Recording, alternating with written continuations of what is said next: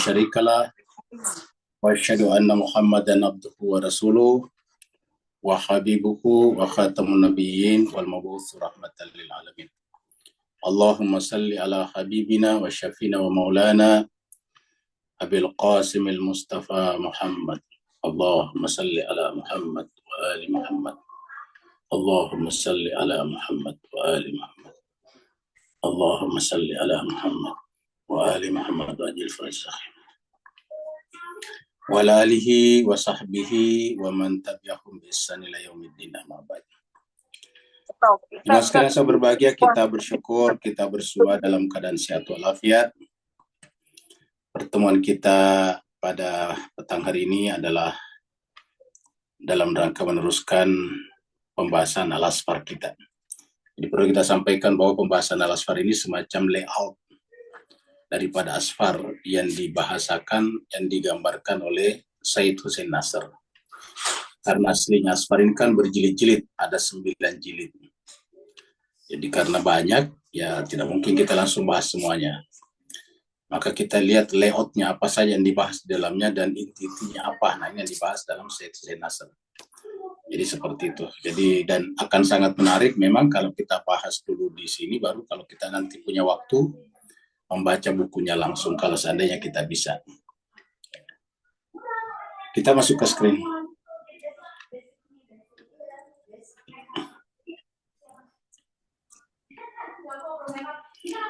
Terakhir kemarin kita sampai di sini tanggal 28 ya. Hari ini tanggal 3 atau tanggal 4 ya. Tanggal 5. Jadi hari ini tanggal 5 Oktober, minggu lalu tanggal 28 September. Kita sudah sampai pada tingkat bahwa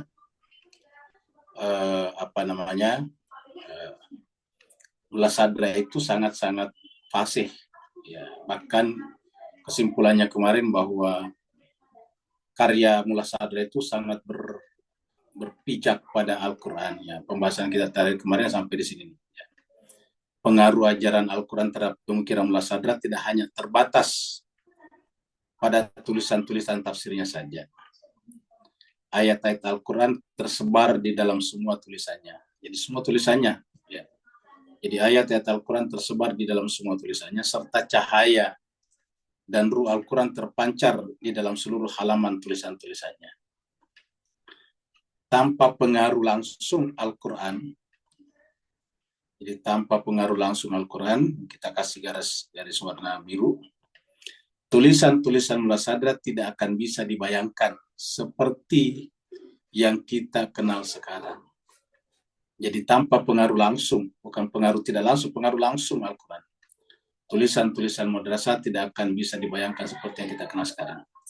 Jemaah sekalian, Bapak Ibu yang saya berbahagia, kalau misalnya ikut terus tadabbur Al-Quran, terus apalagi kalau rutin bersambung terus, itu nanti kita juga akan merasakan betapa luar biasanya Al-Quran, dan nanti akan sangat mempengaruhi cara berpikir kita, mempengaruhi cara kita melihat keadaan di sekitar kita, cara kita membuat penilaian terhadap keadaan atau peristiwa-peristiwa yang sedang berlangsung di sekitar kita. Kata di sekitar kita ini ya termasuk di seluruh dunia. Nah jadi itu kalau kita baca Al-Quran, karena Al-Quran itu kan sebetulnya petunjuk ya. Nah pertanyaannya kalau kita misalnya bapak, ibu-ibu atau tuan dan puan semuanya bawa mobil ya atau kereta, ya kan yang namanya pakai Google Map itu kan selalu harus ada di mobil, di kereta, supaya kita tahu di jalan mana kita berada. Nah harusnya seperti itu juga Al-Quran pada diri kita sebetulnya. Jadi kalau kita berkendara, melakukan perjalanan, itu di depan situ pasti ada pasti ada yang namanya Google Map ya. Sehingga kita tahu di sini di sini padat, di sini tidak padat ya, ketahuan ini macet, di sini lancar, di sini kendaraannya banyak, di sini kendaraannya sedikit. Nah seperti itu. Jadi akhirnya kemudian bukan hanya menunjukkan kepada kita jalan mana yang harus kita tempuh, tapi menunjukkan kepada kita kondisi-kondisi di jalan ya. Bahkan kalau di Singapura bahkan menyampaikan di mana-mana saja ada di mana-mana saja ada CCTV yang melihat kecepatan kendaraan kita, seperti itu. Nah, jadi dengan demikian, sedemikian pentingnya namanya map atau peta. Nah, Al-Quran apalagi? Harusnya Al-Quran lebih penting lagi daripada CCTV tadi, daripada Google Map tadi. Nah, sekarang kita teruskan. Mula Sadra juga sangat akrab dengan literatur hadis. Jadi, Mula Sadra juga sangat akrab dengan literatur hadis. Ya, coba kita lihat. Baik dari tradisi Sunni maupun Syiah. Nah, coba kita lihat itu ulama kita. Jadi tidak terpaku pada satu hal, tidak hanya melihat dari sisi Syiahnya saja, tetapi juga dari dua sisi. Dari tradisi Sunni, ya, ataupun Syiah, ya. Seperti itu. Nah, cuma sekalian, kebetulan kita ada di Asia Tenggara ini, di Malaysia, Singapura, Indonesia. Ini kan yang mayoritas Sunni, ya, mayoritas mutlak. Mayoritas mutlak kita, Syiahnya itu cuma sedikit sekali. Ya. Sunninya paling banyak. Nah, dengan demikian paling arif kalau kita mengutip hadis dari Sunni sebetulnya. Kalau kita kutip dari sini, mereka tidak pernah, jarang dengar. Ya, nggak apa-apa kita kutip sekali-sekali, tapi kalau setiap saat mereka bingung ini hadisnya seperti apa. Jangan kita kutip bahwa ini adalah kita ambil daripada buku ini yang tidak terbiasa. Ya. Tapi kalau kita ambil dari misalnya Bukhari, Muslim, Tirmizi, itu mereka akan gitu. Dan kita lihat bahwa di hadis-hadis ini juga banyak sekali hadis-hadis yang berbicara tentang kebenaran, tentang pengetahuan, tentang Nabi dan keluarganya suci. Nah, seperti itu. Nah, ditunjukkan apalagi Mullah Sadra ini besar di Iran. Iran pada saat Mullah Sadra itu sudah mayoritas mutlak Syiah. Ya, tetapi tetap aja sangat akrab dengan tradisi Sunni ini. Jadi Mullah Sadra juga sangat akrab dengan literatur hadis, baik dari tradisi Sunni maupun Syiah. Ya, seperti itu. Makanya kemarin ada undangan yang disebarkan Ustadz Ustadz kita dari Taiping ya, tentang yasinan untuk Ismail Hasania, itu sangat bagus. Ya, bagus sekali. Kenapa? Karena jangan kita seakan-akan hanya mengutamakan ulama-ulama Syiah saja. Kita tunjukkan bahwa kita ini adalah pemersatu. Kita ini adalah orang yang menginginkan kedua belah pihak ini menjadi satu, Sunni dan Syiah. Ya. Kemarin salah satu poin di antara 10 poin penting khutbahnya Rahbar di Teheran itu adalah persatuan. Jadi itu di poin keberapa kemarin itu pentingnya persatuan. Jadi marilah kita jangan sering menyinggung-nyinggung perasaan saudara kita yang berbeda dengan kita, yang Sunni, yang Wahabi dan sebagainya. Biarlah mereka perbedaan itu menjadi hasanah, menjadi perbendaraan. Toh nanti di akhirat kita diadili berdasarkan apa yang kita amalkan. Al-Quran sudah mengatakan lana amaluna walakum amalukum. Jadi kita masing-masing bertanggung jawab atas perbuatan kita. Jadi nggak perlu di dunia kita saling mengejudge. Apa sebabnya? Yaitu urusannya Allah Subhanahu wa taala. Nah, ini sejak dari dulu kita lihat Mullah Sadra yang begitu arif, namanya ahli hikmah kan berarti ahli kearifan. Ya. Jadi Mullah Sadra sebagai yang arif di sini sudah menunjukkan kepada kita ya bahwa dia sangat akrab dengan literatur hadis. Ingat jemaah sekalian, yang menulis buku ini yang kita baca ini Said Hussein Nasr, Syiah juga, ya. Dia juga orang dari Iran, maksudnya dia warga negaranya Iran, terus kemudian mengajar di Amerika. Jadi Mullah Sadra juga sangat akrab dengan literatur hadis, baik dari tradisi Sunni maupun Syiah. Ya. Dia sering mengutip para perawi yang bukan hanya dari Syiah saja, tetapi kadang-kadang juga dari perawi Sunni, seperti Ibnu Abbas, gitu. Jadi ini kita lihat jemaah sekalian.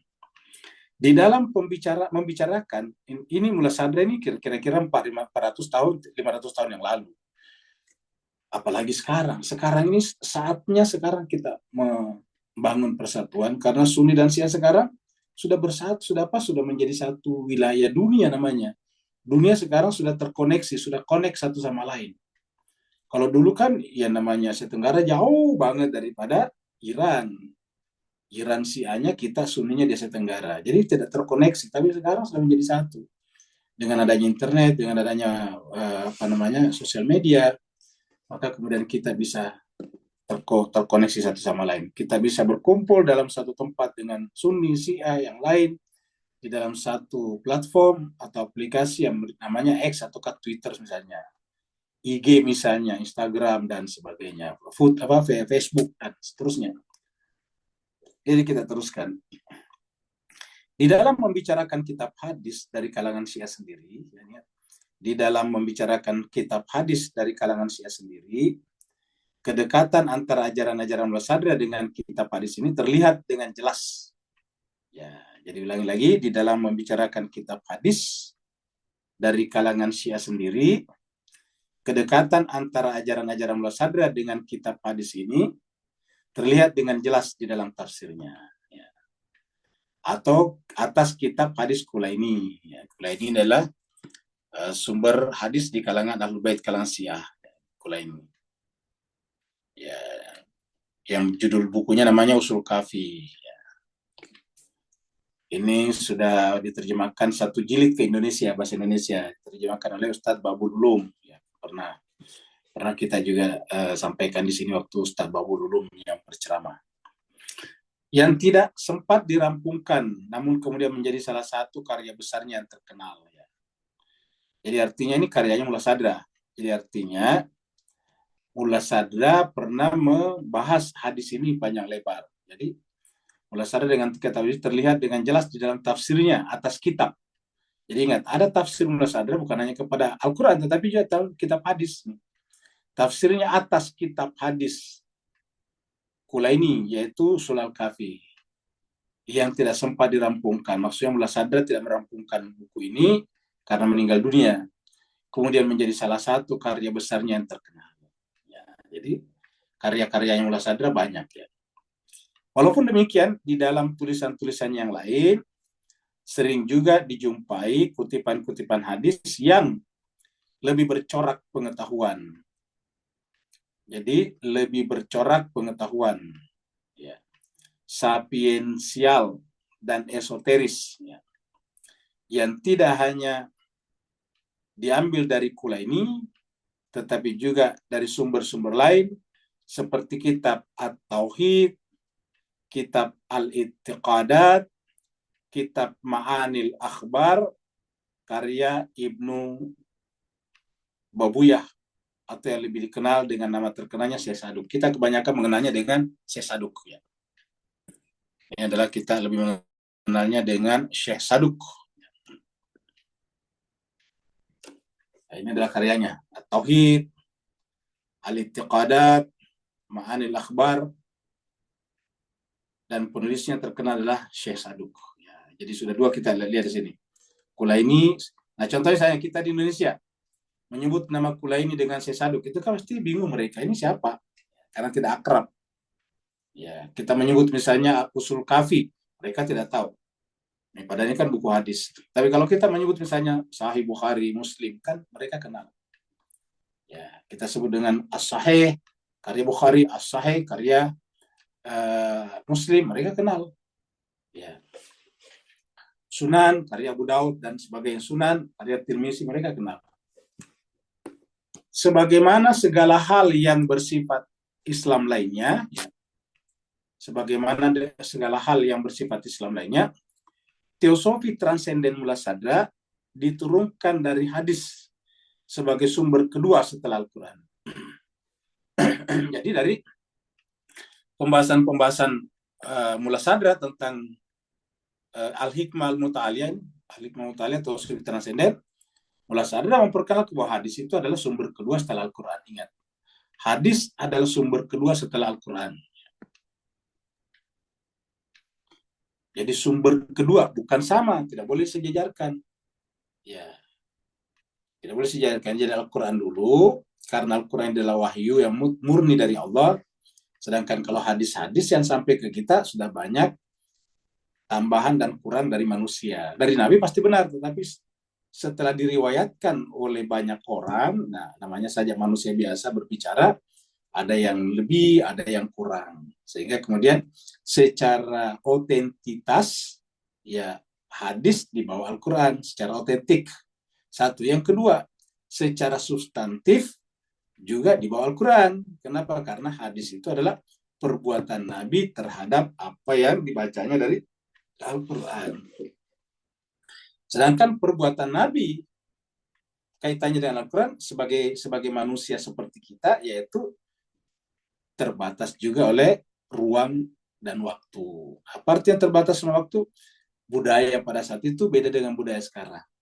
Ruang-ruang pada saat itu beda dengan ruang-ruang sekarang. Ya. Saya dulu ruangnya bebas, orang bikin rumah di mana-mana. Minta izin kepada raja saja kita bisa bikin rumah. Sekarang tidak boleh karena sekarang tanah-tanah sudah disertifikasi. Kita tidak bisa mencaplok tanahnya orang begitu saja, harus beli dengan benar. Ya, nah seperti itulah. Apalagi kalau kita antar negara, peraturannya lebih banyak lagi. Ya. Jadi dengan demikian ruang sekarang beda dengan ruang dulu. Kalau dulu kan tidak ada istilah negara dulu ya. Walaupun ada istilahnya dulu Madinatul Munawwarah, ada namanya Persia, tapi batas-batasnya tidak seperti sekarang. Tidak ada istilah pintu imigrasi, dulu nggak ada kayak gitu. Ya. Jadi orang dari Persia dulu mau pergi ke Romawi ya pergi saja, tidak ada istilah urus paspor dulu, urus visa dulu, nggak ada. Nah itu yang kita sebut dengan ruang-ruangnya berbeda. Ya. Dulu misalnya pada zaman Nabi ya kalau bepergian jauh ya tentu perempuan tidak boleh sendiri, harus ditemani minimal satu orang muhrimnya, harus bahkan lebih banyak dulu dalam kelompok rombongan namanya kafilah. Tapi sekarang nggak perlu lagi. Kenapa ya? Perjalanan sekarang di pesawat. Jadi kalau cuma dia sendiri di pesawat kan banyak isinya pesawat di atas. Ya, dan tidak pernah ada orang di pesawat dianiaya misalnya. Ya, jadi perjalanan jauh sekarang orang misalnya dari Singapura pergi ke Australia, ya walaupun dia cuma sendiri, maksudnya tidak ada muhrimnya, di atas pesawat banyak orang dan aman, terjaga. Jadi itu yang disebut dengan ruang-ruangnya berbeda. Ya.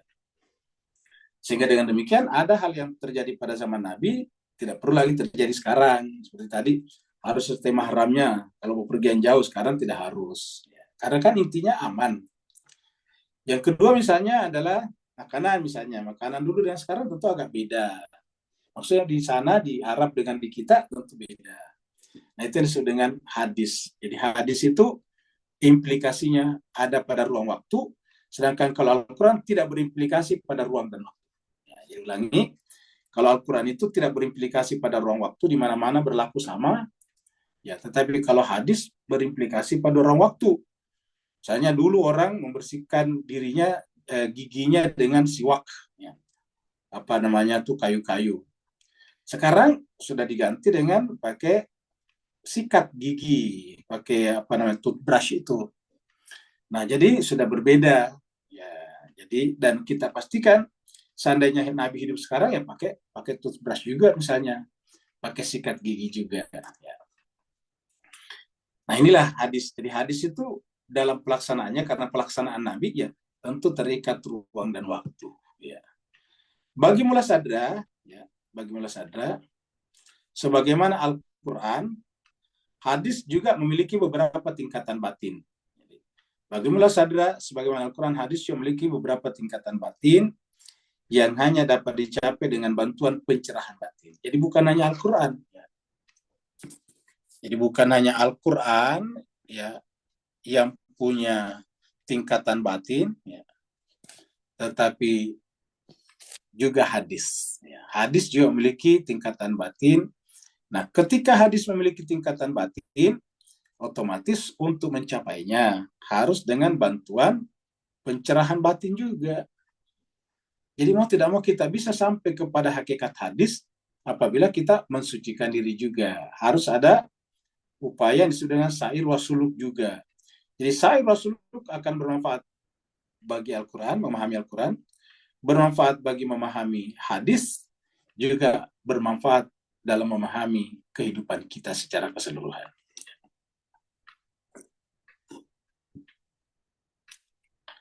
Pencerahan batin ini terlebih dahulu akan menyingkap hijab batin seseorang, pesuluk, ya, sebelum menyingkap makna batin teks-teks suci tersebut. Jadi pencerahan batin ini terlebih dahulu akan menyingkap hijab batin seorang pesuluk.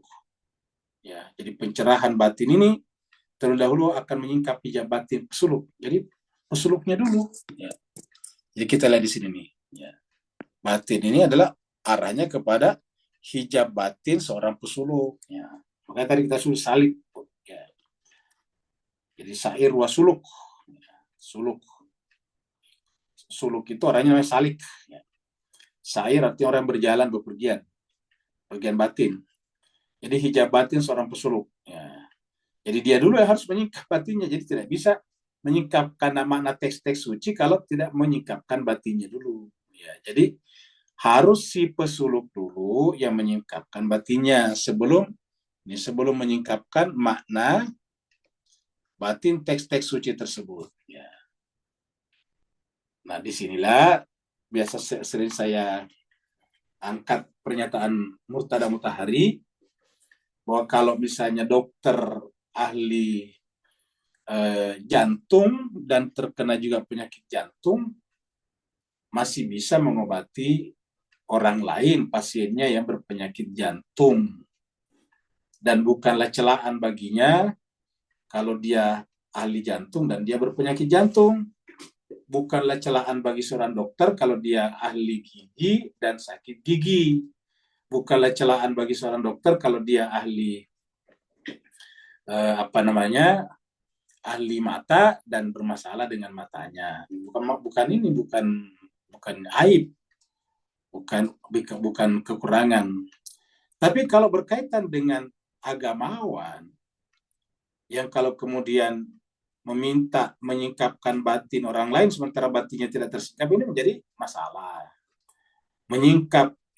Mengajarkan Al-Quran untuk orang berlepas diri daripada keterikatan dengan dunia, tapi dianya sendiri si agamawannya terikat dengan dunia, itu menjadi aib namanya. Itu kata Murtada Mutahari. Jadi maka seperti yang dikatakan oleh Saad dari sini, bahwa pencerahan batin ini terlebih dahulu akan menyingkapkan hijab batin seorang pesuluknya. Pesuluknya dulu sebelum menyingkap makna batin teks-teks suci tersebut. Ya. Jadi kita kasih gambar di yang lebih jelas lagi di sini. Harus pesuluknya dulu, baru kemudian teks-teks suci ini. Ya.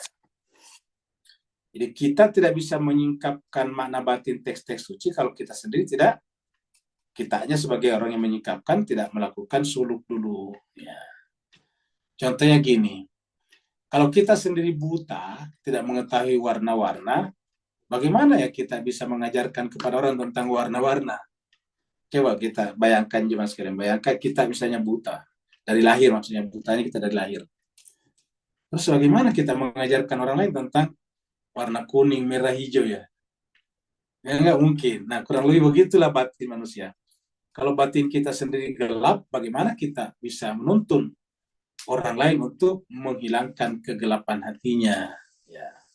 Jadi makanya berdasarkan pernyataan ini, harus pesuluknya dulu. Ya. Jadi harus agamawannya, ustadznya, ulamanya dulu, yang berusaha menyingkap hijab batinnya, baru bisa menyingkap makna batin teks-teks suci, baik Al-Quran ataupun hadis tadi. Ya. Makanya kan untuk yang ini berlakulah ayat-ayat Al-Quran. Jadi kalau untuk agamawan itu berlaku kata-kata lima taquluna ma la taf'alun. Kenapa kau mengatakan sesuatu yang kamu tidak lakukan? Berlaku ayat ini. Ya. Ya, jadi berlaku surat 61. Ya.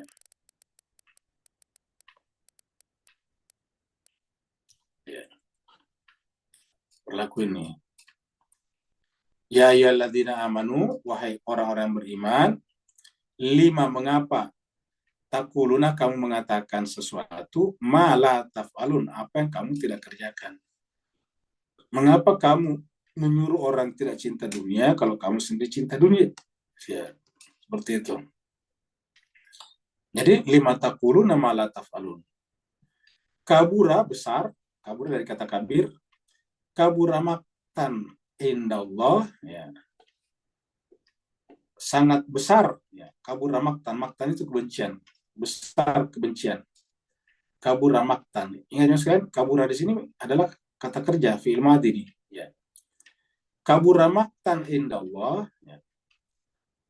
besar kebencian di sisi Allah,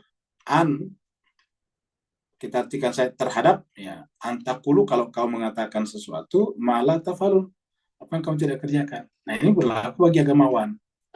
Jadi harus sesuai. Beda tadi dengan dokter. Ya. Jadi ini berlaku bagi agamawan. Di samping itu, Mullah Sadra sangat mengenal jenis-jenis tulisan tentang pemikiran keagamaan lainnya. Ya. Jadi bukan hanya Al-Quran dan hadis yang sangat dalam. Ya, ingat, sedemikian dalamnya hadis yang dipelajari oleh Mullah Sadra, sampai ada tafsir hadisnya, ya, terhadap kitab Kulaini Usul Kafi. Sedemikian dalamnya terhadap Al-Quran, sampai dia punya tafsir Al-Quran. Ya. Dia menulis tafsir Al-Quran. Ya. Ya, jadi dia menulis tafsir Al-Quran. Ya. Dia menulis juga tafsir hadis. Tapi pada saat yang sama yang kita kenali sebagai filosof, ya, ahli filsafat, yang sangat fasih berbicara tentang karya-karya Socrates, Platon atau Plato, kemudian Aristoteles, luar biasa. Nah, jadi inilah agamaan seperti Mullah Sadra. Jadi kita teruskan. Di samping itu, Mullah Sadra sangat mengenal jenis-jenis tulisan tentang pemikiran keagamaan lainnya. Jadi bercoraknya seperti misalnya fikih, usul fikih, semuanya dalam. Khususnya teologi, terutama lagi teologi, ilmu kalam. Seperti yang dimiliki oleh Al-Ghazali. Jadi Imam Ghazali itu sebetulnya dikenalnya dalam dunia Islam sebagai ahli kalam, sebagai mukallim, ahli kalam, ahli ilmu kalam itu. Walaupun Al-Ghazali juga bicara filsafat, tapi dia tidak dikenal sebagai filosof. Ya. Yang dikenal filosof itu seperti Ibnu Sina, Al-Farabi, kemudian Al-Kindi, kemudian Ibnu Rushd, itu dikenal sebagai filosof. Ya. Kalau kalau Ghazali biasanya tidak disebut sebagai filosof, dia disebutnya sebagai teolog, ya, ahli ilmu kalam. Jadi khususnya teologi atau ilmu kalam yang argumen-argumennya dia pahami dengan baik. Ya. Jadi argumen-argumen para ahli kalam itu dipahami dengan baik. Jadi kalau jemaah sekalian biasa mendengar istilah Asy'ariyah, Qadariyah maksudnya, Asy'ariyah, Mu'tazilah, kemudian apalagi Jabariyah. Nah, itu sangat akrab itu dengan Mullah Sadra. Ya. Itu adalah aliran-aliran dalam ilmu kalam itu, teologi. Ya. Jadi yang disebut dengan Jabariyah, Qadariyah, Asy'ariyah, Mu'tazilah, itu adalah mazhab dalam ilmu kalam. Ya, jadi kalau fikih punya ilmu kalam, mazhabnya, mazhab ilmu fikih contohnya misalnya mazhab Maliki, Hanafi, Syafi'i, Hambali misalnya, itu di Sunni. Maka di Sunni juga ada mazhab-mazhab teologi seperti tadi, ada 4 juga yang terkenal, yaitu mazhab Jabariyah, kemudian mazhab Qadariyah, kemudian mazhab Asy'ariyah, kemudian mazhab Mu'tazilah. Nah, itu dari ilmu teologi. Dia mempelajari ilmu ini dengan mata yang terbuka dan tanpa adanya perlawanan keras seperti yang terlihat pada banyak filosof yang lain. Jadi artinya apa? Kalau para filosof yang lain banyak menyangga ilmu-ilmu kalam ini, tetapi kalau Mullah Sadra justru dengan mata yang terbuka. Jadi dalam kaitannya dengan teologi, Mullah Sadra melihatnya dengan mata yang terbuka ini. Untuk teologi atau ilmu kalam, ya, Mullah Sadra melihatnya dengan mata yang terbuka. Jadi dia di sini adalah Mullah Sadra dengan mata yang terbuka, tanpa adanya perlawanan keras. Ya. Jadi tidak ada keberatan. Kenapa? Karena dia juga memang teologi ini memang hanya bisa dipahami dengan baik kalau dia mendalami Al-Quran dan hadis. Ya. Nah, kalau filosof-filosof lain karena mungkin tidak dalam filsafat dan Al-Quran dan hadisnya. Terkadang dia menolak ajaran-ajaran kalam, namun terkadang pula dia mengintegrasikan ajaran-ajaran kalam tersebut dengan pandangan dunianya sendiri. Nah, artinya apa? Dia melihat teologi dari ilmu kalam itu seperti mana yang lain dengan pikiran kritis yang benar diterima bukan karena kalamnya, bukan karena teologinya, tetapi karena pendapat ahli ilmu teologi tertentu. Pendapat pakarnya, pendapat expertnya, bukan teologi sebagai ilmu. Ya. Sebagaimana misalnya kita menerima filsafat sebagai ilmu, tapi bisa saja kita tidak sependapat dengan pendapat beberapa filosof. Bisa saja. Kita belajar filsafat, tapi kita tidak setuju dengan misalnya pendapatnya Karl Marx tentang masalah Tuhan. Begitu. Tapi tidak benar kalau karena kita tidak setuju dengan filsafatnya Karl Marx tentang Tuhan, lantas kita benci semua filsafat. Ini salah. Jadi yang namanya mula sadar tidak seperti itu. Mula sadar itu tidak membenci teologinya, tidak membenci ilmu kalamnya, bahkan dia melihatnya dengan mata yang terbuka, tanpa adanya perlawanan. Tetapi bukan berarti bahwa semua yang datang dari ilmu teologi diterima. Terkadang dia menolak ajaran-ajaran kalam. Terkadang dia menolak ajaran-ajaran kalam. Namun terkadang pula dia mengintegrasikan ajaran-ajaran kalam tersebut. Jadi kadang dia menolak, ya, kadang dia menerima. Jadi kita lihat sini terkadang dia menolak ajaran-ajaran ilmu kalam itu, ya. Tapi terkadang pula dia mengintegrasikan ajaran-ajaran ilmu kalam tersebut dengan pandangan dunianya sendiri. Pandangan dunianya artinya world view-nya mula sadra, world view. Ya. Satu hal yang menarik untuk dicatat, ya. Ini ada di bawah sini penjelasan, tidak ada.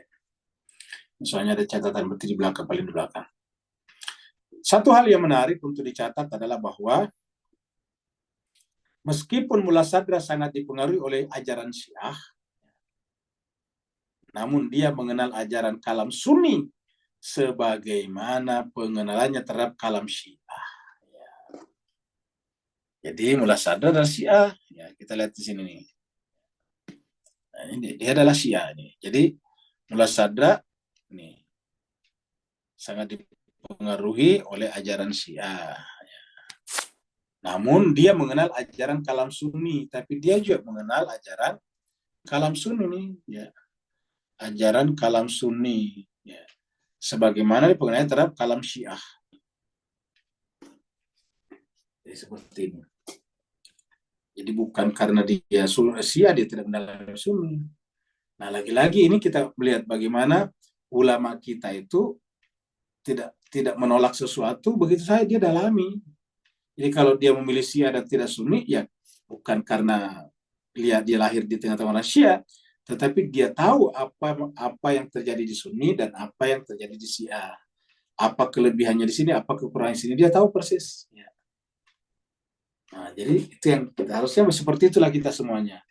Jadi jangan sampai karena kita bermazhab tertentu, misalnya Ahlul Bait atau Syiah, lantas kita memandang sebelah mata ajaran di kelompok lain. Itu tidak boleh. Kita menjadi narrow minded, namanya narrow mind. Pikiran kita menjadi sempit.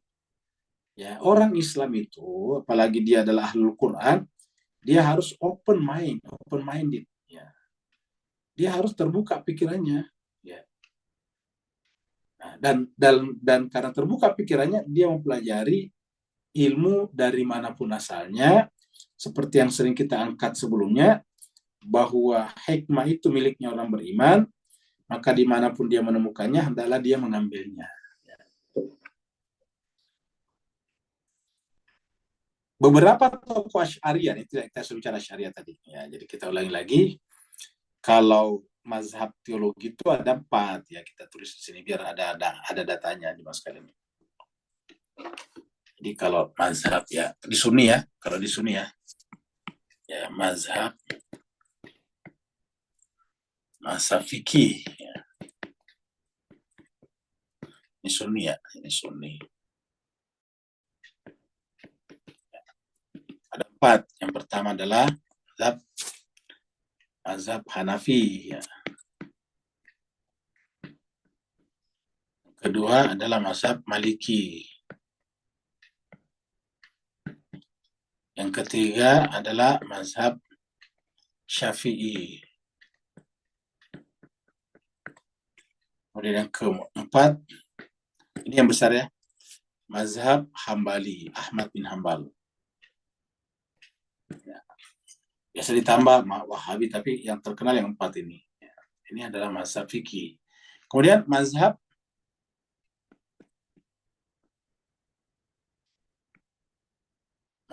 kalam. Nama lainnya tadi teologi. Ya. Ya, ada empat juga terkenal. Satu adalah mazhab yang pertama adalah Jabariyah. Ya. Yang kedua,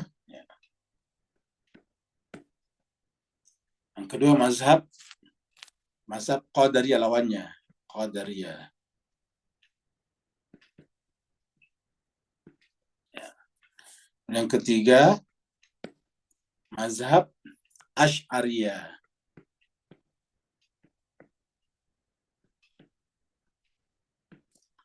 Yang keempat, mazhab Mu'tazilah.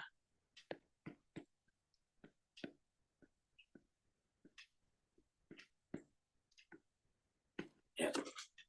Nah, jadi mazhab kalam teologi ada empat. Jabariyah, Qadariyah, Asy'ariyah, dan Mu'tazilah.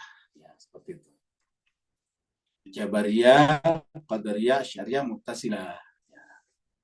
Kita tidak bahas ini karena kan nanti panjang sekali ya. Jadi ini mazhab fikihnya Hanafi, Maliki, Syafi'i, Hambali.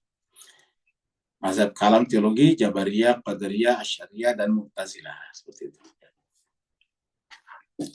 Nah, sekarang kita teruskan di sini. Jadi ini kalam Syiah. Nah, beberapa tokoh Asy'ariyah nanti masuk di situ Asy'ariyah. Dimasuk di pembahasan Asy'ariyah.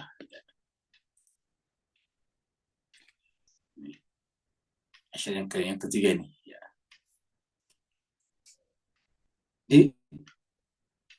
Dia mengenal juga kalam Sunni sebagaimana mengenalannya terhadap kalam Syiah. Beberapa tokoh Asy'ariyah terdahulu seperti Abu Hasan Asy'ari. Nah, di sini muncul Asy'ariyah ini. Ya. Karena disebut Asy'ariyah karena tokohnya adalah Abu Hasan Asy'ari. Ya. Namanya Abu Hasan Asy'ari sebutlah dengan Asy'ariyah. Maksudnya cara berpikirnya Abu Hasan Al-Asy'ari berkenaan dengan ilmu kalam. Ya. Nah, yang masuk dalam pengertian ini seperti Abu Hasan Al-Asy'ari, Al-Ghazali, Fakhruddin Razi kita sudah bahas sebelumnya. Ghazali kita sudah bahas, Imam Ghazali. Fakhruddin Razi juga waktu kita bicara awal masalah.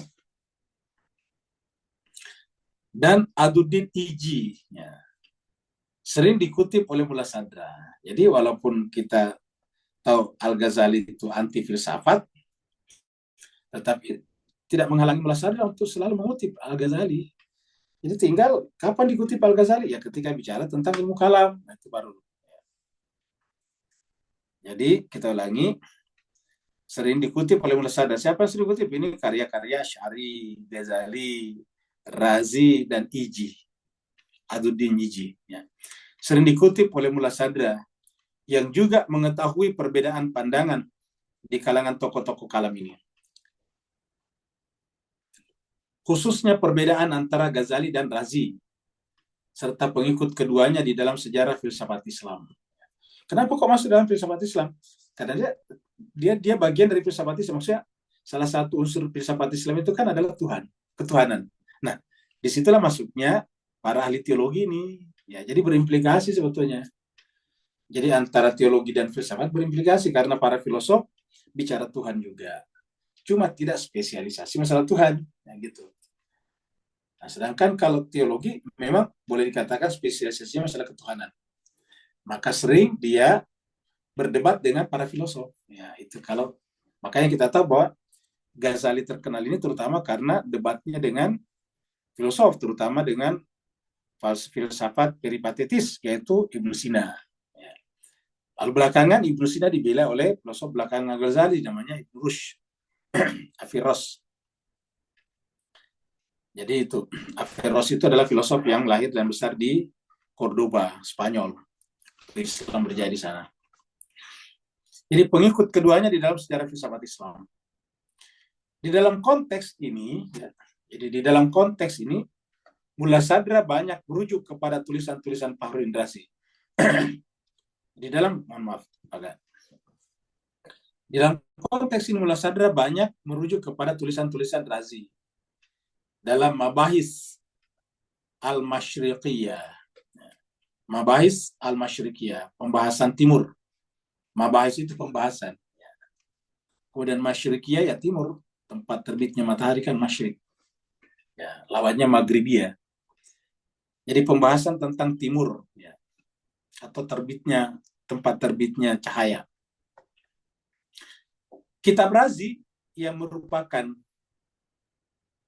ringkasan dari pemikiran-pemikiran Islam awal ini menjadi rujukan Mullah Sadra untuk mengenal mazhab-mazhab kalam dan filsafat Islam yang tumbuh pada periode awal. Jadi artinya apa, ini adalah tulisan Razi. Ini jadi buku ini, Mabahis Masyriqiyah, ini karyanya Fakhrudin Razi. Ini kumpulan tulisan Razi di sini. Ya. Jadi tulisan-tulisan, kenapa? Karena ini kumpulan pembahasan-pembahasan risalah-risalah di dalamnya. Lalu dikasih judul Mabahis Al-Masyriqiyah, makanya sudah Mabahis pembahasan. Ya. Jadi pembahasan Al-Bahsu, ya. Kalau bentuk tunggalnya kan Al-Bahsu, jadi Mabahis, ya. Tunggalnya Al-Bahsul, ya. Al-Bahsul Masyriqiyah. Karena dia banyak, jamak Mabahis. Al-Mabahis Al-Masyriqiyah atau Mabahis Masyriqiyah, karya daripada Razi. Kitab Razi yang merupakan ringkasan dari pemikiran-pemikiran Islam awal ini menjadi rujukan utama Mullah Sadra untuk mengenal mazhab-mazhab kalam dan filsafat Islam yang tumbuh pada periode awal. Ya, jadi ilmu kalam periode awal itu tokoh-tokoh utamanya seperti Ghazali, Razi ini. Maka karya Razi ini termasuk karya ilmu kalam awal, ilmu kalam periode-periode awal. Ya. Jadi kitab Razi yang merupakan ringkasan dari pemikiran-pemikiran Islam awal ini menjadi rujukan utama Mullah Sadra untuk mengenal mazhab kalam dan filsafat. Coba kita lihat. Karena Razi menulis di sini, yang ditulis apa sebetulnya? Yang ditulis adalah pendapat-pendapat tentang masalah teologi yang sudah ada zamannya dan sebelum zamannya. Jadi artinya apa? Buku ini merekam, ya, merekam pergolakan pemikiran kalam pada zaman dan sebelum zamannya. Ar-Razi. Ya, jadi semacam laporan juga, bukan hanya sekedar pendapat Razi, tapi sekali juga laporan tentang, ya, corak pemikiran kalam pada saat Razi hidup dan sebelumnya. Nah, jadi mengenal mazhab-mazhab kalam, ya, dan filsafat Islam yang tumbuh pada periode awal. Ya. Demikian juga Syarh Al-Mawaqif yang ditulis oleh Jurjani. Ini juga adalah karya buku juga. Ya. Syarhul Mawaqif. Ya, jadi judul asli induknya Al-Mawaqif, kemudian ada syarah. Syarah ini kan perluasan, komentar-komentar. Komentar-komentar terhadap karya Al-Mawaqif, ya, yang ditulis oleh Jurjani. Ya. Harus disebutkan sebagai salah satu karya di bidang teologi yang terlihat jelas banyak mempengaruhi tulisan-tulisan Mullah Sadra. Jadi terlihat jelas banyak mempengaruhi tulisan-tulisan Mullah Sadra. Ya, itu. Dari sisi teologi, ya. Mullah Sadra juga akrab dengan pemikiran mazhab Mu'tazilah. Nah, tadi di atas kita sudah lihat. Ya. Jadi di atas tadi ini adalah Asy'ariyah tadi, ini mana? Ya. Kalam Sunni, kalam Asy'ariyah tadi kita sudah lihat Asy'ariyah tadi, ya. Ya, ini Asy'ariyah tadi adalah karya daripada Abu Hasan Al-Asy'ari. Ya, ini Asy'ariyah. Sekarang adalah di sini adalah Mu'tazilah ini, Mu'tazilah. Nah, jadi ini ada tadi Asy'ariyah, sekarang Mu'tazilah ini. Ya, jadi kita sudah dua nih. Ini, ya. Jadi Sadra, jadi mana tadi? Mullah Sadra juga akrab dengan pemikiran mazhab Mu'tazilah, jadi mazhab kalam ya. Yang banyak tokoh-tokoh periode awalnya dia kutip dalam Asfar. Jadi tokoh-tokoh Mu'tazilah awal cukup banyak dikutipkan di dalam buku Al-Asfarnya Mullah Sadra.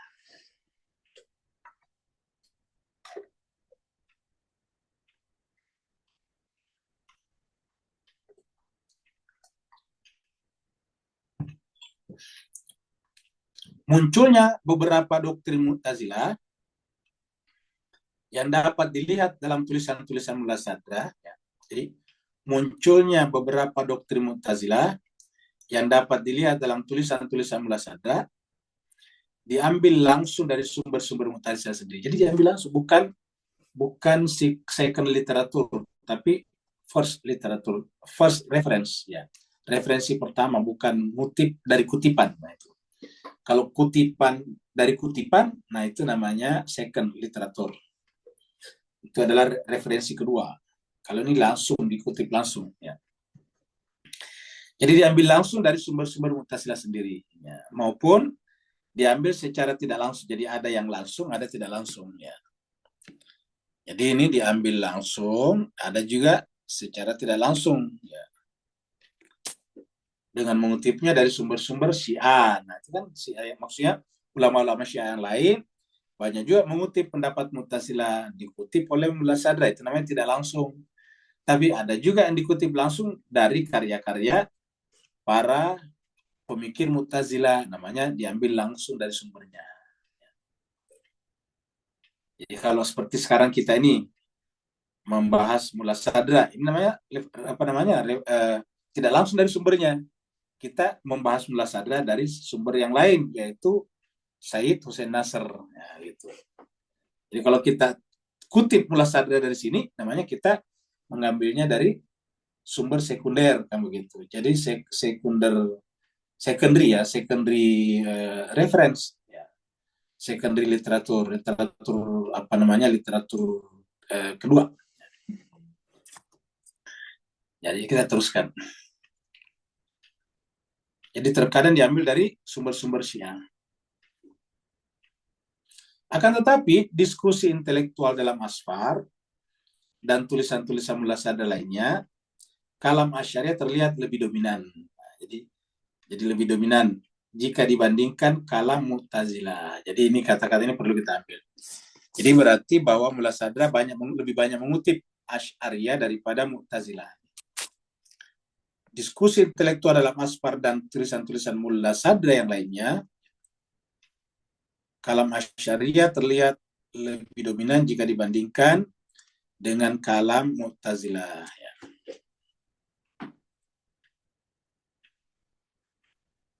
Jadi dibandingkan dengan kalam Mu'tazilah. Jadi lebih banyak Asy'ariyah, Mu'tazilah. Kalau Asy'ariyah ini memang coba mengambil jalan tengah antara Jabariyah dengan Qadariyah. Jadi kan Jabariyah dengan Qadariyah itu adalah berseberangan. Satu di kiri, satu di kanan, kira-kira gitulah. Nah, Asy'ariyah mengambil jalan tengah. Kalau Mu'tazilah, solusinya adalah semuanya kembali kepada akal. Nah, itulah Mu'tazilah. Nah, Asy'ariyah makanya wajar kalau kemudian Asy'ariyah cukup banyak dikutip. Ya, jadi terlihat lebih dominan jika dibandingkan dengan kalam Mu'tazilah. Adapun mengenai kalam Syiah sendiri, karya-karya yang menjadi sumber utama pengetahuan Mullah Sadra di dalam bidang ini secara umum tidak diambil dari tajridnya Tusi. Jadi ini kalau di Syiah. Ya. Kalau Syiah itu terkenalnya adalah ini karya tajrid. Ya, kita sudah sebutkan di atas juga. Tulisan atau karya daripada Nasiruddin Tusi. Ya. Jadi Tusi ini adalah bermazhab Syiah. Ini tajridnya Tusi, yang kemudian dilengkapi dengan beberapa syarah atas kitab ini. Seperti yang ditulis oleh Al-Mahili. Ya. Seperti yang ditulis oleh Al-Mahili. Ya. Artinya syarah. Jadi maksudnya karya tajridnya Tusi ini disyarah, diberikan penjelasan-penjelasan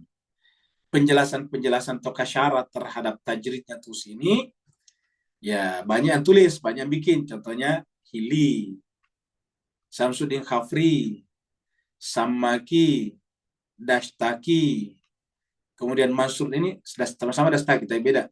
Sadruddin Dastaki dan Mansur Dastaki. Jadi sama-sama. Tapi ini ada penulis semuanya ya. Jadi yang menuliskan tadi apa itu namanya itu? Yang menuliskan syarah. Jadi syarah daripada Sudin Tusi. Ya, diantaranya adalah Allamah Hili, Syamsuddin Kafri, ya, Fakhruddin Samaki, Sadruddin Dastaki, Giyasuddin Mansur Dastaki. Ya. Biasa disebut Mansur Dastaki. Ya. Dia mengenal dengan baik literatur mengenai kitab ini. Ya. Jadi dia mengenal dengan baik literatur mengenai kitab ini. Ya. Maksudnya Mullah Sadra tahu. Semua ini dia tahu. Jadi Mullah Sadra bukan hanya membaca tajridnya Tusi, tapi juga membaca seluruh syarah tajridnya Tusi. Seperti syarah yang ditulis oleh Hili tadi, Kafri, Samaki, Dastaki, dan Dastaki yang kedua ini. Jadi dia Mullah Sadra mengenal dengan baik literatur mengenai kitab ini. Mulai dari yang ditulis sejak zaman Tusi sampai ke zaman Mullah Sadra sendiri. Artinya bahwa buku-buku ini atau orang-orang ini tidak selamanya sesama dengan Tusi. Ya. Ada yang sesama Tusi, ada yang belakangan. Yang kapan? Sesama dengan Mullah Sadra sendiri. Ya. Sebuah kitab yang cenderung masuk ke ranah filsafat ketimbang kalam. Jadi ada buku kalam, tapi sebetulnya lebih cenderung masuk ke filsafat. Kenapa? Karena penalarannya, pendekatan-pendekatannya banyak menggunakan pendekatan filosofi. Ya. Sehingga dikatakan lebih masuk ke ranah filsafat ketimbang kalam. Ya. Lebih dari itu, Mullah Sadra juga menunjukkan kedekatannya dengan karya-karya teologi Syiah lainnya yang cenderung filosofis dan mistis. Mistis itu berarti irfani. Dari abad ke-9 itu berarti tahun 1000-an awal. 9 kan berarti 1000 awal. Atau 15. Ya. Kalau ke-19 berarti ya 1000-an. Ya. Sekarang kan abad ke-21 tahun 2000-an ya. Jadi 9 Hijriah ini 15. Ya, jadi belum selesai ya.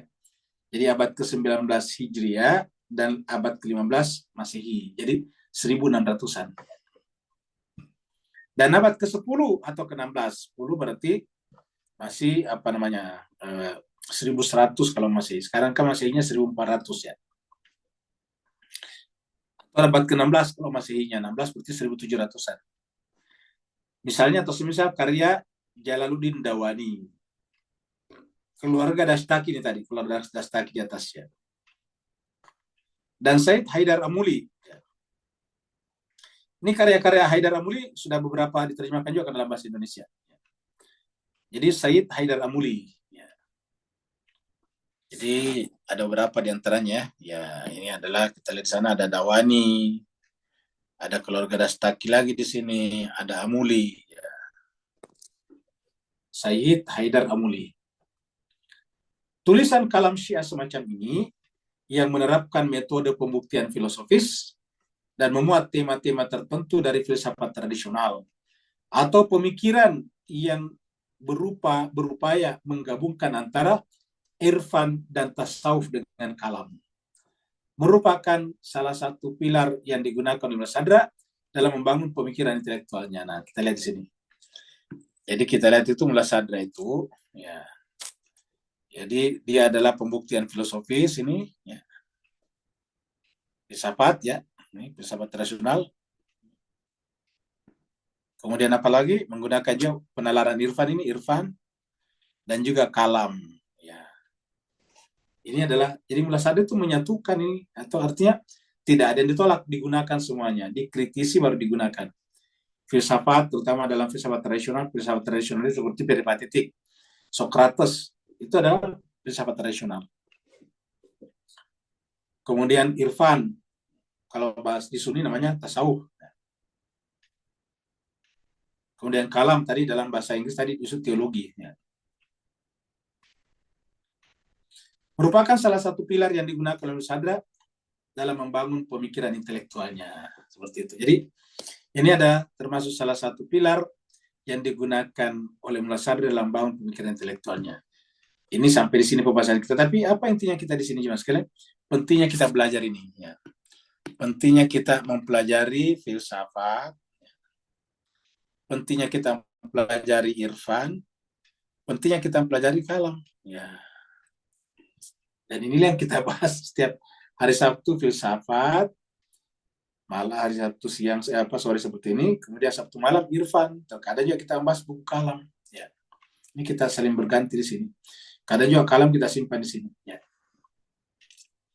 Nah seperti itu. Karena kita ini adalah negara berbahasa Melayu atau paling banter berbahasa Inggris seperti di Singapura, ya kita belum pelajari bahasa Arab juga. Karena bahasa Arab ini penting selain untuk mempelajari Al-Quran, ya tentu nanti membuat kita lebih mudah memahami istilah-istilah yang digunakan dalam ilmu filsafat Islam, irfan dan kalam. Karena basisnya adalah Al-Quran dan hadis, otomatis bahasa Arab. Nah, sehingga kalau kita mempelajari bahasa Arab, selain memudahkan kita memahami Al-Quran dan hadis, juga memudahkan kita memahami filsafat Islam. Karena begitu filsafat ditambah dengan Islam, ya banyak merujuk kepada Al-Quran dan hadis. Ya. Kecuali kalau filsafat secara keseluruhan, biasanya rujukannya bahasa Inggris atau bahasa Yunani. Ya. Apalagi irfan, tasawuf, lebih banyak menggunakan istilah Arab, dan seterusnya. Nah, jadi saya kira ini pembahasan kita pada sore hari ini. Ini ada tanggal 5 ya. Tanggal 5 bulan 10 ya, 24.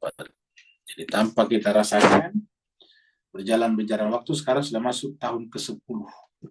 Tahun ke-10, bulan ke-10. Ya, padahal rasanya baru-baru kita masuk ke tahun baru, sekarang sudah 10 bulan, 10 bulan tahun 2024. Ya, berarti tinggal 2 bulan lagi lebih kita masuk lagi tahun 2025. Begitu cepatnya waktu berlalu. Makanya kita sampaikan belajar ini adalah ibadah yang paling tinggi dan terus-menerus harus kita lakukan. Karena di salah satu hari Sabtu tertentu, sangat mungkin menjadi hari Sabtu terakhir bagi kita. Di salah satu hari Ahad tertentu, mungkin menjadi hari Ahad terakhir bagi kita. Di salah satu hari Senin tertentu, menjadi hari Senin terakhir bagi kita. Sampai sebagaimana kita sekarang tanpa sadar sudah menjelang tahun 2025 lagi.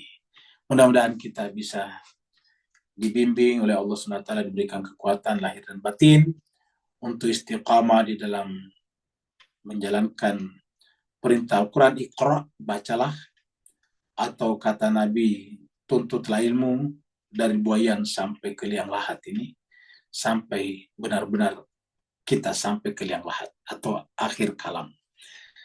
Terima kasih. Yang mau bertanya dipersilakan. Waalaikumsalam. Waalaikumsalam warahmatullahi wabarakatuh. Silakan Pak Nur.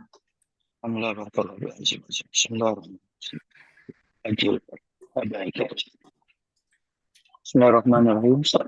Akhirnya kupasan-kupasan ni sejak awal sampai sekarang, apakah Ustaz boleh beri teguran bahawa setitis air lautan tadi kemudian menjadi sebotol air lautan tadi, kemudian air laut dalam botol tadi kita dicampakkan ke lautan yang luas terbentang tak bertepi tadi itu.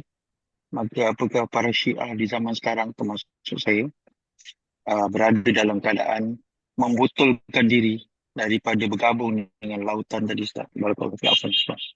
Baik, terima kasih banyak Pak Nur. Jadi konsep Islam kita baik Sunni ataupun Syiah sebetulnya sama, yaitu bagaimana caranya botol air kita ini dituangkan, dicampakkan ke dalam samudra. Sehingga kemudian tidak ada lagi istilah air botol A, air botol B, air botol C, bukan lagi. Tapi yang ada adalah samudra. Ya. Seperti mana kita ketahui kalau misalnya kita punya samudra di sini, ya, katakanlah kita punya samudra seluas ini, ya, lalu kemudian ada air, ada gelas di sini, kita tuangkan ke sini, ya, maka yang terjadi adalah air ini hilang ke dalam samudra. Begitu dia dituangkan, dicampakkan ke dalam samudra, maka kita tidak bisa melihat lagi mana tadi airnya A, airnya B. Jadi kalau misalnya di sini lagi ada, dicampakkan juga ke sini. Di sini juga ada. Dicampakkan ke sini juga. Di sini juga ada. Ya. Dicampakkan ke sini juga. Katakanlah kita sebut ini adalah A, B, C, D. Ya, A, B, C, D. Setelah ini, waktu dia belum dicampakkan, ya kelihatan ini adalah gelas A. Ini gelas B, ini gelas C, gelas D. Tapi begitu semuanya dituangkan, dicampakkan ke dalam samudra, ya hilang ini semuanya. Tujuan Islam kita itu adalah seperti ini. Melepaskan ego kita, sehingga kita fana hilang. Yang ada hanya samudra. Ini berlaku bukan hanya pada Syiah, tapi juga pada Sunni. Yang berbeda adalah tingkatan-tingkatannya saja. Secara ajaran. Tapi orang per orang berbeda-beda. Misalnya konsep Syiah begitu ajarannya. Tetapi ada juga Syiah yang tidak seperti itu. Ada juga orang yang mengaku Syiah, tapi masih belum mencampakkan, belum menuangkan airnya ke dalam samudra. Sehingga dia merasa A, tidak merasa samudra. Si AB juga begitu. Orang katakanlah B ini Syiah juga. Dia tetap mempertahankan. Nah, biasanya orang-orang inilah yang berbicara tentang kebanggaan semua kelompok Syiahnya dan menyalahkan kelompok lain. Ini tentu tidak bagus dalam merajut ukhuwah persatuan umat Islam. Ya. Merajut ukhuwah. Jadi, dan ini yang dikritik Al-Quran. Al-Quran mengatakan bahwa ya Al-Quran ini banyak orang yang menjadikan Al-Quran ini berpecah-pecah. Ya. Kita lihat ini konsep ini di dalam Al-Quran ini. Ya, kita lihat misalnya di dalam surat 30. Surat Ar-Rum ayat 31. Lewat. Munibina ilaihi. Ya. Ikutilah orang yang kembali kepadanya. Munibina itu kembali kepadanya. Artinya ikutilah orang yang kembali ilahi kepadanya. Wattaku, kembali kepada itu fitrah, karena di atas ini ayat fitrah, ini fitrah. Ya, ini adalah fitrah. Ya, fitrat Allah allati fatarna salaiha. Nah, sekarang kembalilah kepada fitrah, yaitu kepada Allah. Wattaquhu, dan bertakwalah kepadanya. Wa aqimus shalah, dan dirikanlah salat.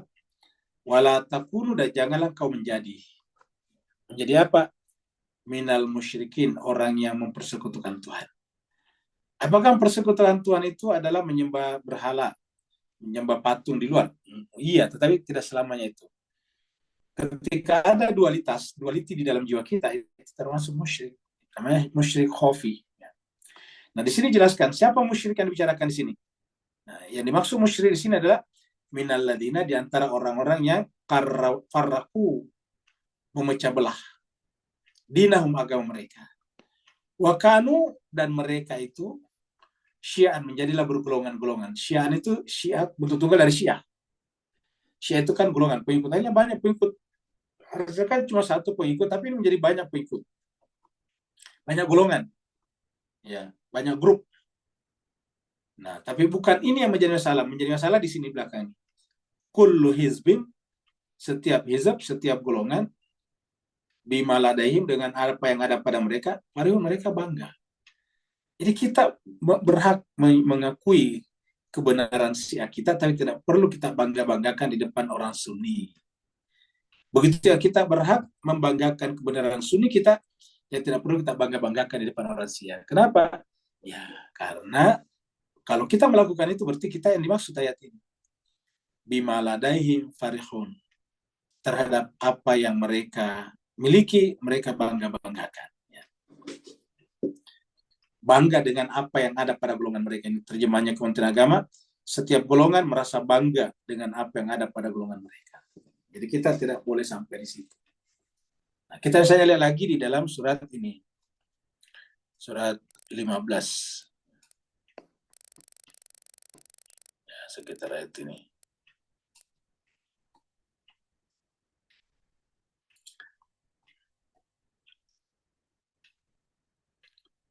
Nah, ini dia. Jadi kita kembali dulu ke sini tadi, yang paling di bawah sini.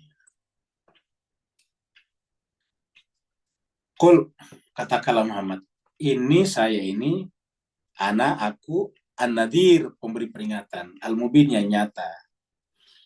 Kama anzalna alal muqtasidin, sebagaimana kami telah menurunkan, ya, kama anzalna alal muqtasimin, tasimin.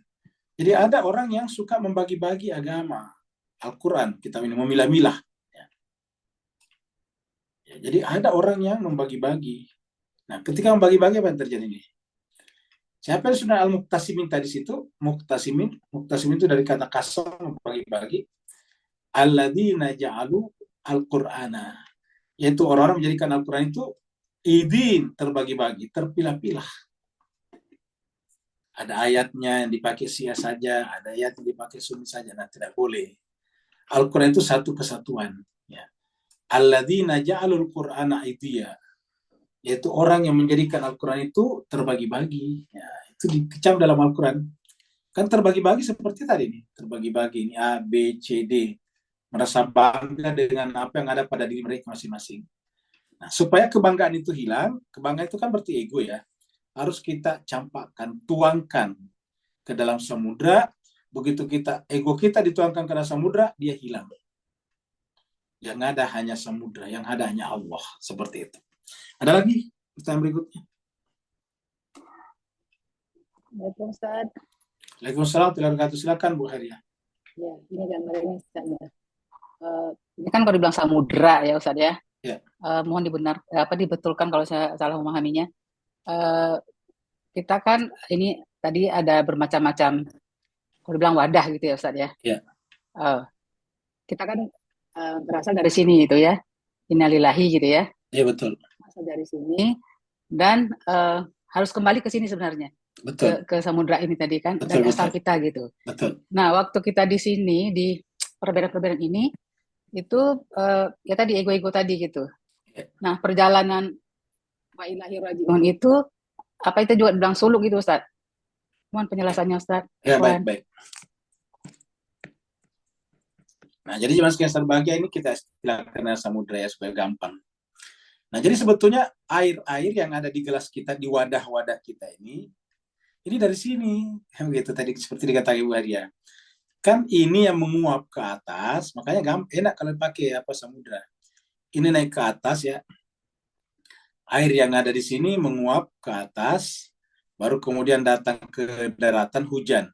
Hujan itu kita masukkan ke gelas, kan begitu. Jadi ulangi lagi, jadi aslinya ini juga ya. Kita anggap saja ini air ke atas ini ya, naik menguap. Kemudian menjadi awan ke sini ya, awan. Kemudian turun ke bawah sini, ya. Masuk ke gelas kira-kira gitulah. Ya.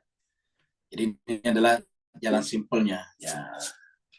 Terlebih terang sini ya, ini naik ke atas ya. Ke sini, kemudian terisi di sini.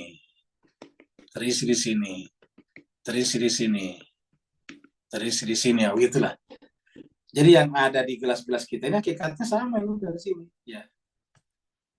Ya, jadi oleh sebab itu ketika kita mengatakan ini gelasku, ini jelas sebetulnya salah, itu ego namanya. Karena hakikatnya air kita atau air saya di sini sebetulnya ini. Maka ketika kita menahan air ini tidak dituang ke sini, namanya ego. Ego ini bahasa kita, dari bahasa Inggris ego. Kalau dari bahasa Arab, dari kata ana, aku, anania. Egoisme itu anania. Orang yang mempertahankan anaknya namanya togo. Nah, itu togo. Seperti Fir'aun itu togo, innahu togo. Nah, jadi kalau kita menahan di sini togo, pada aslinya kan ini ya di sini inna, ini kita inna lillahi wa inna ilaihi rajiun. Jadi alurnya begitu. Jadi kita yang adalah inna lillahi ya. Inna lillahi, karena inna sungai kita dari Allah, wa inna ilaihi kan begitu. Jadi harusnya bergerak ini. Jadi memang aslinya ini harus bergerak ke sini, naik ke sini. Gitu ya. Jadi memang harus begini. Dari Allah kembali kepada Allah. Jadi ini kita artikan innalillah. Jadi ini adalah innalillah ya. Innalillah ya. Ya. Jadi innalillah. Kalau dari sini wa inna ilaihi. Ya. Wa inna ilaihi rajiun. Innalillahi wa inna ilaihi rajiun. Jadi beginilah muter ke sini. Jadi memang harus dituangkan, harus dicampakkan ke dalam samudra. Kembali ke sini. Nah, seperti itulah. Siapa yang tidak mencampakkan ke sini, berarti telah mengambil hak samudra, hak Tuhan. Siapa yang ego, siapa yang togo, maka dia telah mengambil hak Tuhan. Dia tidak berhak menyimpannya. Ya, dia harus dikembalikan ke sini. Secara alamiah, secara nature, natural, ini begini juga. Ya, contohnya misalnya kita minum air. Katakanlah kita minum air. Nanti air yang kita minum kemana? Kan kita buang juga. Mohon maaf kalau kita habis minum, kan misalnya kita pipis, kencing. Kencingnya pasti larinya ke samudra lagi. Karena harus berputar ini. Ya. Nah, kalau air kencing saja harus kembali ke samudra, bagaimana dengan jiwa kita? Masa tidak mau kembali ke samudra? Kan begitu. Jadi kalau jiwa kita tidak mau kembali ke samudra, dia lebih rendah, mohon maaf, lebih rendah daripada air kencing kita. Ya, kenapa? Ya, karena air secara alamiah dia harus kembali kepada asalnya. Dari samudra kembali ke samudra. Ya. Dari samudra dia kembali ke samudra. Ya. Nah, maka yang bermasalah bagi manusia itu bukan tubuhnya, jiwanya. Kalau tubuh secara alamiah nanti kembali ke sini. Contohnya, waktu kita meninggalkan masih ada unsur air dalam tubuh kita tuh. Waktu kita meninggalkan ada 75%. Tubuh kita itu ada 75% air. Begitu kita mati, meninggal dunia, maut, maka kemudian kita dimasukkan ke dalam tanah, dikubur, apa yang terjadi tanah? Tubuh kita nanti akan meleleh menjadi air, terserap oleh tanah. Kemudian kembali ke sungai-sungai, kembali ke samudra lagi. Nah, jadi memang begitu alamiahnya. Jadi secara alamiah, secara nature natural, kita itu bergerak dari samudra menuju ke samudra lagi. Nah, yang menjadi masalah adalah jiwa, kalbu manusia. Banyak yang tidak menyadari ini.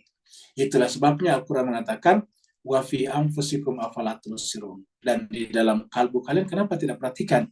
Kok ada kalbu yang memberontak, yang durhaka kepada Tuhannya? Dia mengakui dari Tuhan, tapi tidak mengembalikan dirinya kepada Tuhan. Dia dari samudra, tapi tidak mau mengembalikan dirinya ke samudra. Dan ingat jemaah sekalian, kalau ada air yang kita simpan di sini dan tidak dituang ke sini, tidak dicampakkan, apa yang terjadi ke sini? Terjadi pembusukan. Dia membusuk nantinya, rusak di sini. Ya, seperti itu. Ada lagi yang lain? Terima kasih, Ustaz. Ya, sama-sama Bu Heri. Kalau tidak ada jemaah sekalian, Di chat room Ustaz ada. Oh, ada ya. Ya. Kita ke chatroom dulu ya.